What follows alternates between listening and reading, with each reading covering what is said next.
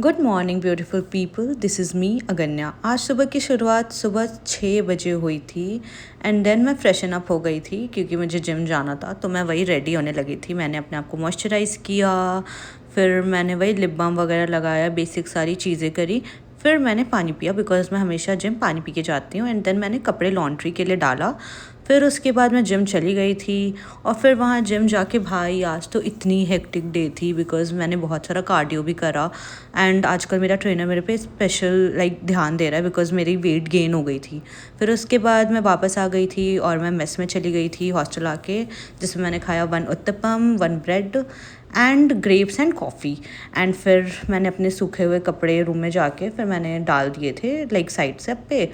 फिर रूम बहुत गंदा हो रहा था तो मैंने क्लीनिंग वगैरह करा बिकॉज़ भाई बहुत मुझे फैला हुआ पसंद नहीं है। फिर मैं नहा ली थी एंड देन फिर मैंने पूजा करी बिकॉज़ माता रानी के दर्शन किए बिना मैं कहीं बाहर नहीं जाती, मुझे पसंद है। फिर मैं वही रेडी वेडी हुई, मैंने अपना फिट चेक है ये मेरा।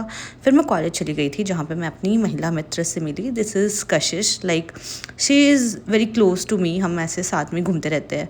फिर उसके क्लासेस वगैरह ली, फिर हम चले गए थे लंच के टाइम पे मेरे मेस। मैंने वहाँ से लंच लिया अपना एंड मैं इसके लिए चिप्स लेके आई थी। फिर हमने क्लासेस और ली सारी 4-5 बजे तक।